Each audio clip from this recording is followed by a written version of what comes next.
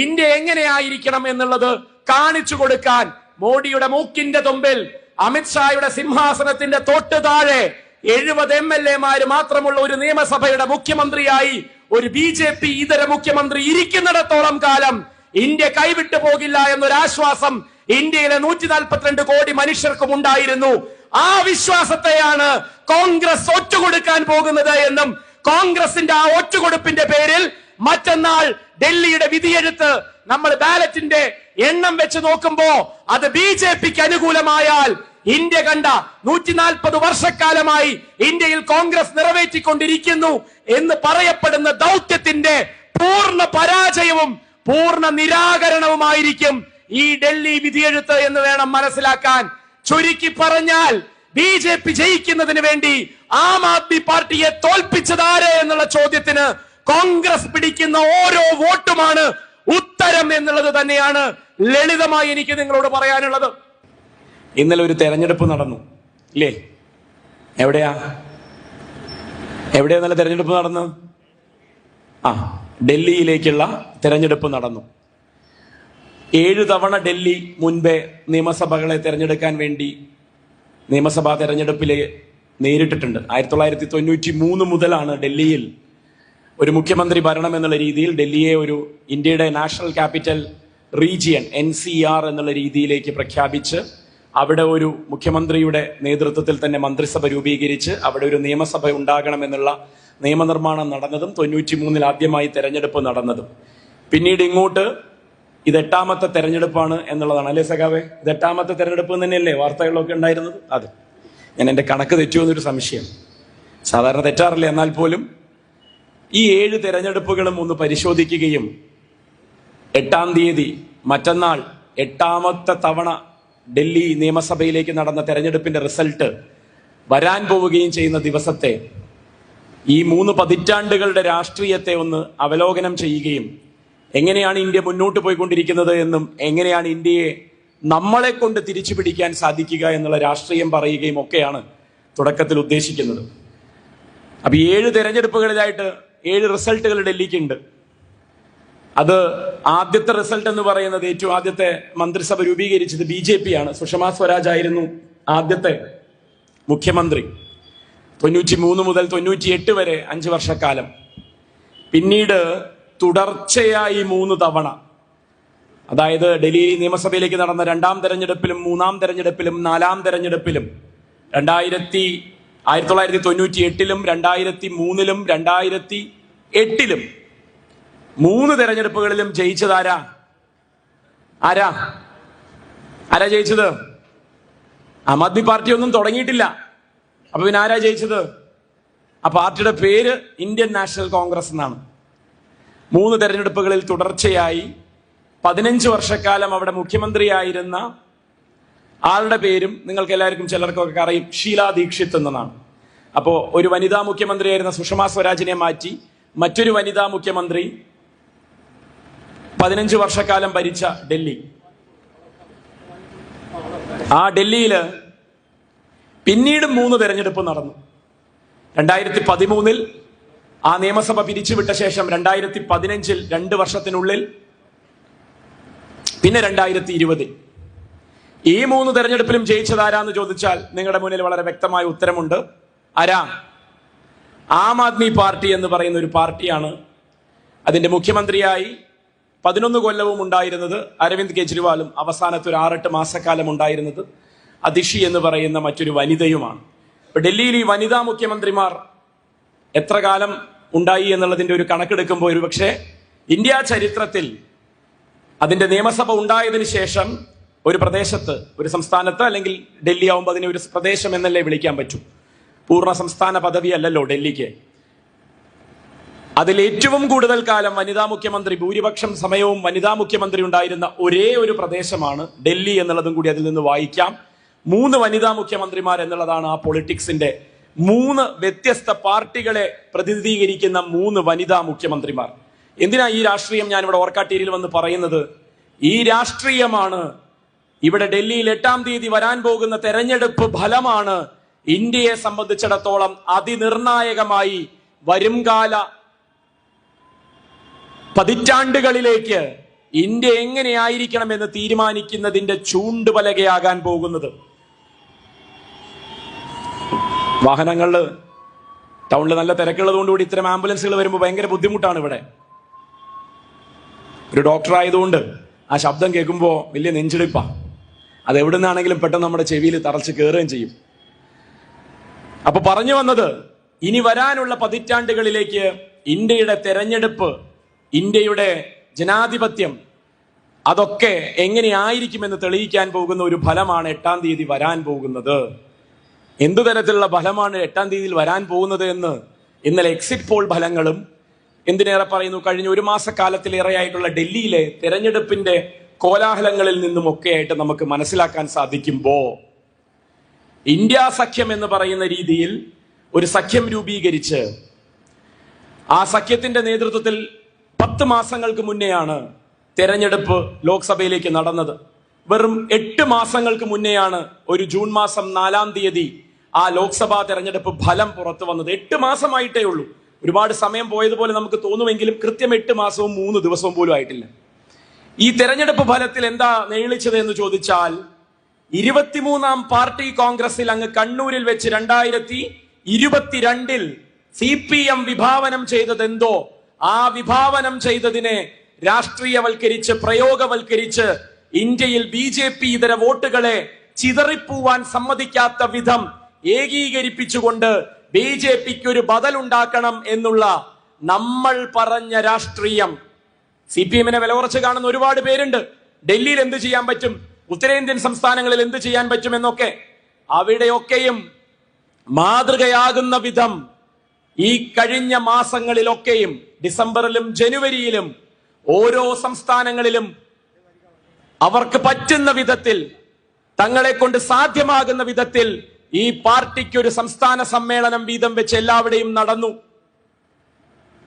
പ്രത്യേകിച്ച് ദക്ഷിണേന്ത്യൻ സംസ്ഥാനങ്ങളായിട്ടുള്ള തമിഴ്നാട്ടിലും കർണാടകയിലും ആന്ധ്രയിലും തെലങ്കാനയിലും ഒക്കെ പ്രൗഢഗംഭീരമായിട്ടുള്ള CPM-ന്റെ സംസ്ഥാന സമ്മേളനങ്ങൾ നടന്നു. കേരളത്തിലെ നമ്മുടെ സംസ്ഥാന സമ്മേളനം ഈ വരുന്ന മാർച്ച് മാസം 6-ാം തീയതി മുതൽ 9-ാം തീയതി വരെ കൊല്ലത്ത് നടക്കാൻ പോവുകയാണ്. ഞാൻ പറഞ്ഞു വന്നത്, 23-ാം പാർട്ടി കോൺഗ്രസിൽ കണ്ണൂരിൽ വെച്ച് നമ്മളെടുത്തൊരു തീരുമാനം, ഇന്ത്യ ലോക്സഭാ തെരഞ്ഞെടുപ്പിനെ നേരിടാൻ 2024 എങ്ങനെയായിരിക്കുമെന്ന് ആലോചിച്ചു തുടങ്ങുന്നതിനും 2 വർഷങ്ങൾക്ക് മുന്നേ എങ്ങനെയായിരിക്കണം ആ തെരഞ്ഞെടുപ്പ് എന്ന് ആലോചിച്ചുറപ്പിച്ച ഒരൊറ്റ രാഷ്ട്രീയ പ്രസ്ഥാനമേ ഇന്ത്യയിൽ ഉണ്ടായിരുന്നുള്ളൂ. ആ പ്രസ്ഥാനത്തിന്റെ പേരാണ് CPM എന്നുള്ളത്. കാരണം CPM-നെ നയിക്കുന്നത് അതാത് കാലത്തെ തെരഞ്ഞെടുപ്പിന്റെ ചൂട് മാത്രമല്ല, പകരം ഈ രാജ്യത്തെ നിലനിർത്തിക്കൊണ്ടു പോകുന്നതിനും ഈ രാജ്യത്തെ കോടാനുകോടി മനുഷ്യരെ സംബന്ധിച്ച ജീവിത പ്രശ്നങ്ങൾക്കും പരിഹാരം കാണുന്നതിന്റെ രാഷ്ട്രീയമാണ്. ആ പരിഹാരം കാണുന്നതിന് തടസ്സം നിൽക്കുന്നത് BJP ആണ് എന്ന തിരിച്ചറിവ് അന്നും എന്നും എന്നും ആ രാഷ്ട്രീയത്തെ എതിർക്കാൻ ഇന്ത്യക്കാരനെ പഠിപ്പിക്കുന്ന ഒരു പ്രസ്ഥാനമേ ഉള്ളൂ, ഒരേ ഒരു പ്രസ്ഥാനമേ ഉള്ളൂ. അതിന്റെ പേരും CPM എന്ന. BJP-യെ തോൽപ്പിക്കണമെങ്കിൽ എങ്ങനെയായിരിക്കണമെന്ന് 2014-ലെയും 2019-ലെയും ലോക്സഭാ തെരഞ്ഞെടുപ്പ് ഫലങ്ങൾ നമ്മുടെ മുമ്പിലുണ്ടായിരുന്നു. അതിന്റെ അടിസ്ഥാനത്തിൽ CPM മുന്നോട്ട് വെച്ച ആശയത്തെ മറ്റ് പാർട്ടികളോട് നിരന്തരം ചർച്ച ചെയ്തു. ഇന്ത്യയിൽ ഏറ്റവും തലപ്പൊക്കമുള്ള പാർട്ടി എന്നുള്ള രീതിയിൽ ഈ പറഞ്ഞ ആശയത്തെ ഞങ്ങൾ നടപ്പിലാക്കിക്കോളാം എന്ന് പറഞ്ഞുകൊണ്ടുപോയി കോൺഗ്രസ് മുന്നോട്ട് കൊണ്ടുപോയി. ഞങ്ങളാണ് സംസ്ഥാനങ്ങളിൽ, എല്ലാ സംസ്ഥാനങ്ങളിലും പ്രാതിനിധ്യമുള്ളവർ, ഞങ്ങൾക്കാണ് ഇന്ത്യയുടെ ഏത് മുക്കിലും മൂലയിലും പ്രവർത്തകരുള്ളത്. ഇതൊക്കെയായിരുന്നു കോൺഗ്രസിന്റെ പറച്ചിൽ. ഉള്ള പ്രവർത്തകർക്ക്, നിങ്ങൾ അവകാശപ്പെടുന്ന മുക്കിലും മൂലയിലും പ്രവർത്തകരുണ്ട് എന്ന് അവകാശപ്പെടുന്ന കോൺഗ്രസിന് ആ പ്രവർത്തകരിൽ എത്ര പേർക്ക് കോൺഗ്രസിന്റെ രാഷ്ട്രീയത്തോട് നീതി പുലർത്താൻ സാധിക്കുമെന്നും പോട്ടെ, 138 വർഷങ്ങൾക്കും ഇപ്പുറം ഇതാ 140-ാം വാർഷികം ആഘോഷിക്കാൻ പോവാ കോൺഗ്രസ്. ഗാന്ധി പ്രസിഡന്റ് ആയതിന്റെ 100-ാം വാർഷികത്തിലൂടെയാണ് ആ പാർട്ടി കടന്നുപോയിക്കൊണ്ടിരിക്കുന്നത്. ഗാന്ധി പഠിപ്പിച്ചത് എന്താണ്? 140 വർഷങ്ങൾക്ക് മുന്നേ പറഞ്ഞു വെച്ചത് എന്താണ്? സ്വാതന്ത്ര്യം കിട്ടി പിന്നെ ഇങ്ങോട്ട് 1078 വർഷക്കാലം ഇതിനെ കൊണ്ടു നടക്കാൻ എങ്ങനെയാണ് രാഷ്ട്രീയം പറയേണ്ടത് എന്നൊക്കെ ഈ മുക്കിലും മൂലയിലും ഉള്ളവർക്ക് പറഞ്ഞു കൊടുക്കാൻ അറിയാതെ നിലനിൽപ്പിന്റെ രാഷ്ട്രീയം, അധികാരത്തിന്റെ രാഷ്ട്രീയം, സ്ഥാനമാനങ്ങളുടെ രാഷ്ട്രീയം മാത്രം നോക്കി ആളെ കൂട്ടുന്ന ഒരു പ്രസ്ഥാനമായി ചുരുങ്ങിപ്പോയിട്ടും തലപ്പൊക്കം എന്ന് സ്വയം വിശ്വസിച്ച് ആശ്വസിച്ച് ആ പാർട്ടി അതിനെ മുന്നിൽ നിന്ന് നയിക്കുമെന്ന പ്രഖ്യാപനം ഉണ്ടായി. ആവട്ടെ എന്ന് നമ്മളും വെച്ചു. ഇന്ത്യയിലെ വിവിധ സംസ്ഥാനങ്ങളിലെ ചെറുതും വലുതുമായ കക്ഷികളെ ഒരുമിപ്പിക്കാൻ സീതാറാം യെച്ചൂരി എന്ന് പറയുന്ന ഇന്ത്യ കണ്ട എക്കാലത്തെയും ധിഷണാശാലിയായിട്ടുള്ള രാഷ്ട്രീയക്കാരൻ, CPM-ന്റെ ദേശീയ സെക്രട്ടറി, അദ്ദേഹം നേതൃത്വം കൊടുത്ത് നടത്തിയ എത്രയെത്ര ചർച്ചകൾ, ഒടുവിൽ ഒരുമിച്ചിരിക്കാൻ തയ്യാറാകുന്ന വിധം ഇവരെയൊക്കെ കൂട്ടിയിരുത്തി മുന്നോട്ട് കൊണ്ടുപോകുമ്പോ BJP-യുടെ വോട്ടുകള്, BJP-യിലേക്ക് പോകുന്ന വോട്ടുകളെ, BJP-ക്ക് എതിരെ നിൽക്കുന്ന വോട്ടുകളെ, അതിനെയൊക്കെ കണ്ട് മനസ്സിലാക്കി പ്രതികരിക്കേണ്ട പോലെ പ്രതികരിക്കാൻ പഠിപ്പിക്കുന്ന ഒരു രാഷ്ട്രീയം CPM മുന്നോട്ട് വെച്ചത് പ്രയോഗത്തിലേക്ക് കൊണ്ടുവരാനായിരുന്നു കോൺഗ്രസും മറ്റ് കക്ഷികളും കൂടി ചേർന്ന് ശ്രമിച്ചത്. ആ പ്രയോഗത്തിന് ഫലമുണ്ടായി എന്നുള്ളതാണ് 2024 തെരഞ്ഞെടുപ്പ് ഫലം തെളിയിക്കുന്നത്. എന്താ ഫലം ഉണ്ടായത്? BJP ഒറ്റയ്ക്ക് 400 സീറ്റ് എന്നും പറഞ്ഞത് ഈ തെരഞ്ഞെടുപ്പിനെ നേരിട്ടു. കഴിഞ്ഞ വർഷം ഇതേ സമയത്തായിരുന്നു BJP-യുടെ കൊട്ടിഘോഷിക്കപ്പെട്ട ഇന്ത്യ ഒട്ടുക്കുമുള്ള പ്രചാരങ്ങൾ നടന്നത്. നേരത്തെ പ്രസംഗത്തിൽ സഖാവ് സൂചിപ്പിച്ചതുപോലെ അയോധ്യയിലെ ക്ഷേത്രം ഉദ്ഘാടനം ചെയ്യപ്പെട്ടതും പുതിയ പാർലമെന്റ് മന്ദിരത്തിലേക്ക് മാറിയതും ഒക്കെ വെച്ചുകൊണ്ട് പുതിയ ഇന്ത്യ ഇതാ, ആ ഇന്ത്യയുടെ പൗരാണിക മൂല്യങ്ങളെ ഞങ്ങളായിട്ട് ഇതാ തിരികെ കൊണ്ടുവന്നിരിക്കുന്നു. ഹിന്ദു എന്ന് പറഞ്ഞാൽ ഇന്ത്യയാണ്, ഇന്ത്യ എന്ന് പറഞ്ഞാൽ ഹിന്ദുവാണ് എന്നും പറഞ്ഞ തെരഞ്ഞെടുപ്പിനെ നേരിടാൻ ഒരുങ്ങി പുറപ്പെട്ടപ്പോ സാധാരണ മനുഷ്യരോട് രാഷ്ട്രീയം പറഞ്ഞ് ചെറുത്തു തോൽപ്പിക്കേണ്ട രാഷ്ട്രീയമാണ് BJP മുന്നോട്ട് വെക്കുന്നത് എന്നും ഹിന്ദുത്വ രാഷ്ട്രീയത്തിന് ഈ നാട്ടിൽ ഇടമില്ലാതെ ആക്കണമെന്നും പറഞ്ഞ് ആവുന്നത് പോലെ അതിന്റെ പ്രതിരോധം തീർക്കാൻ സംസ്ഥാനങ്ങളിൽ ഉള്ളതുപോലെയൊക്കെ ശ്രമിച്ച ഒരു പ്രസ്ഥാനം, അതാണ് CPM. ആ പ്രസ്ഥാനത്തിന്റെ 24ാം പാർട്ടി കോൺഗ്രസ് വരാൻ പോവുക മധുരയിൽ. ഏപ്രിൽ 2-ാം തീയതി മുതൽ 6-ാം തീയതി വരെ 2 മാസങ്ങൾക്കപ്പുറം ഇതുപോലൊരു ദിവസം ആ പാർട്ടി കോൺഗ്രസ് സമാപിച്ച് ഇന്ത്യക്ക് വേണ്ടി മറ്റൊരു പൊളിറ്റിക്കൽ റെസൊല്യൂഷൻ, ഒരു രാഷ്ട്രീയ പ്രമേയം CPM അവതരിപ്പിക്കും. അതിന്റെ കരട് വിജ്ഞാപനം 4-5 ദിവസങ്ങൾക്ക് മുന്നേ പ്രസിദ്ധീകരിക്കുകയുണ്ടായി. 64 പേജുള്ള ആ രാഷ്ട്രീയ പ്രമേയത്തിൽ എന്താണ് അടുത്ത 3 വർഷത്തെ ഇന്ത്യ ആയിത്തീരാൻ പോകുന്നത് എന്നും ലോകം എങ്ങനെയൊക്കെ ആകാനാണ് സാധ്യത എന്നും നമുക്ക് എങ്ങനെയാണ് അവിടെ നമ്മുടെ രാഷ്ട്രീയം ഉറപ്പിച്ചു നിർത്തേണ്ടത് എന്നുള്ളതിന്റെയും സൂചനകളുണ്ട്. ആ സൂചനകൾക്കും അപ്പുറം വളരെ കൃത്യവും വ്യക്തവുമായ ചില ആശയങ്ങൾ മധുരയിലെ പാർട്ടി കോൺഗ്രസ് കഴിയുമ്പോ ഏപ്രിൽ 6-ന് നമ്മുടെ മുന്നിലേക്ക് വരും. അതിനുവേണ്ടിയാണ് നമ്മൾ ബ്രാഞ്ച് തലം മുതൽ ലോക്കലിലും ഏരിയയിലും അതിനുശേഷം ജില്ലയിലും, നിങ്ങളുടെ നാട്ടിലായിരുന്നു ജില്ലാ സമ്മേളനം കോഴിക്കോട്ട്, ഒരാഴ്ച മുന്നെയാണ് ആ സമ്മേളനം അവസാനിച്ചത്. ഇനി 1-2 ജില്ലകളുടെ സമ്മേളനങ്ങൾ കൂടി പൂർത്തിയായാൽ, ഞാൻ നേരത്തെ സൂചിപ്പിച്ച സംസ്ഥാന സമ്മേളനം കൂടി കഴിഞ്ഞ് ദേശീയ സമ്മേളനം എന്നുള്ള രീതിയിൽ പാർട്ടി കോൺഗ്രസ് കൂടി കഴിയുമ്പോ അടുത്ത 3 വർഷത്തേക്കുള്ള ഒരു രാഷ്ട്രീയം നമ്മുടെ മുന്നിലേക്ക് വരും. ആ 3 വർഷത്തേക്കും കേരളത്തിന്റെ അടുത്ത 30 വർഷത്തിലേക്കും, എന്താ അങ്ങനെ പറയാൻ കാരണം? കേരളത്തിന്റെ അടുത്ത 30 വർഷങ്ങൾ എന്നുള്ളത് നിർണായകമായ ഒരു നാഴികക്കല്ല് തന്നെയാണ്. കാരണം 2026-ൽ ഈ സംസ്ഥാനം അതിന്റെ അടുത്ത നിയമസഭ എന്തായിരിക്കണം എന്നുള്ളത് തീരുമാനമെടുക്കാൻ പോകുമ്പോ കേവലം ഒരു 5 വർഷക്കാലത്തേക്ക് ഇതാര് ഭരിക്കണം എന്ന തീരുമാനമല്ല, പകരം 2056-ലേക്ക്, 2026-ൽ നിന്ന് കൃത്യം 30 വർഷങ്ങൾ കഴിഞ്ഞെത്തുന്ന 2056. എന്താ 2056-ന്റെ പ്രത്യേകത? കേരളം ഉണ്ടായ 1956-ൽ നിന്ന് 2056 എത്തുമ്പോ കേരളത്തിന് 100 വയസ്സ് തികഞ്ഞിട്ടുണ്ടാവും. 100ാം പിറന്നാൾ ആഘോഷിക്കാൻ പോകുന്ന ഒരു കേരളം ഉണ്ടാകും. ആ കേരളം എങ്ങനെ ഉണ്ടാകണമെന്ന്, 3 കൊല്ലത്തെ രാഷ്ട്രീയം എങ്ങനെയാണെന്ന് മാത്രമല്ല 30 കൊല്ലത്തെ കേരളം എങ്ങനെയായിരിക്കണമെന്നും ദീർഘവീക്ഷണത്തോടെ പറയാൻ സാധിക്കുന്ന കെൽപ്പുള്ള ഒരേ ഒരു പ്രസ്ഥാനമായി CPM മാത്രമേ ഉണ്ടാവുകയുള്ളൂ എന്നും ആ CPM-നെ മുൻനിർത്തിക്കൊണ്ടാണ് 2026-ലെ തെരഞ്ഞെടുപ്പ്. ഇവിടെ വടകരയിലാണെങ്കിലും കോഴിക്കോട് ജില്ലയിലാണെങ്കിലും ഞാൻ വരുന്ന പാലക്കാട്ട് നിന്നാണെങ്കിലും കേരളത്തിലെ 140 നിയമസഭാ മണ്ഡലങ്ങളിലും നമ്മൾ പോരാടാൻ പോകുന്നത്. അത് കേവലം 5 വർഷത്തേക്ക് ആര് എന്ന ചോദ്യത്തിനല്ല, തുടർച്ചയായി 10 വർഷം ഭരിച്ച നമുക്ക് മറ്റൊരു ടേം എന്നുള്ള ലഘുവായ ഒരു വാക്യത്തിലുമല്ല, പകരം കേരളം എങ്ങനെയായിരിക്കണം 30 വർഷങ്ങൾക്കപ്പുറം.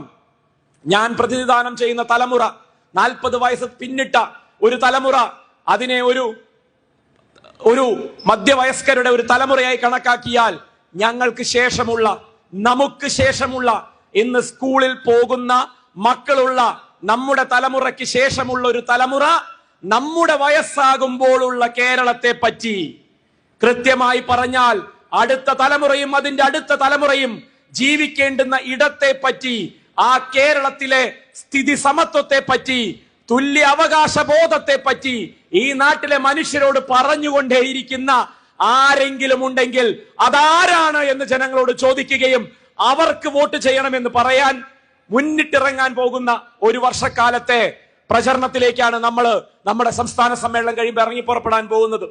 പറഞ്ഞു വരുന്നത് ഡൽഹിയിൽ മറ്റന്നാൾ വരുന്ന വിധിയെഴുത്താണ്. വരുന്ന കാല ഇന്ത്യയുടെ വിധിയെഴുത്താകാൻ പോകുന്ന സൂചനകൾ നൽകുന്ന ഒരു വിധിയായിരിക്കും അത്. എന്താ കാരണം? ഞാൻ നേരത്തെ പറഞ്ഞ പോലെ ഡൽഹിയിലെ തെരഞ്ഞെടുപ്പ് ഫലങ്ങളുടെ ഒരു പാറ്റേൺ ഉണ്ട്. ആ പാറ്റേണിൽ ഇത്തവണ ജയിക്കാൻ പോകുന്നത് BJP ആണ് എന്നാണ് എല്ലാ മാധ്യമങ്ങളും പറയുന്നത്. ഏറ്റവും നടുക്കത്തോടെ അല്ലാതെ, ആശങ്കയോടെ അല്ലാതെ നമുക്ക് കമ്മ്യൂണിസ്റ്റുകാർക്ക്, ഇന്ത്യയിലെ ജനാധിപത്യ ബോധമുള്ള മനുഷ്യർക്ക്, മതേതര മൂല്യങ്ങളെ ചേർത്ത് പിടിക്കുന്നവർക്ക് അത് കേൾക്കാനോ അത് മനസ്സിലാക്കാനോ സാധിക്കുകയില്ല. ആ അർത്ഥത്തിൽ